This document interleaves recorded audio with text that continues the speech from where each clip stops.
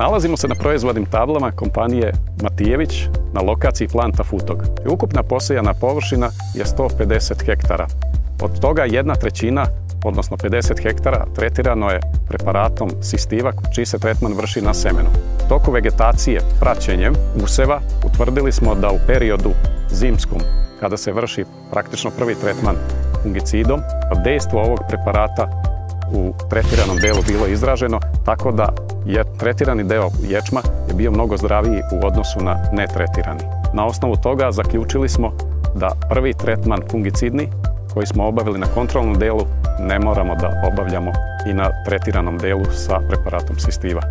Na taj način smo dobili uštedu u jednom tretmanu, što dokazuje upravo efikasnost ovog preparata. Sistiva je jedinstven proizvod na tržištu.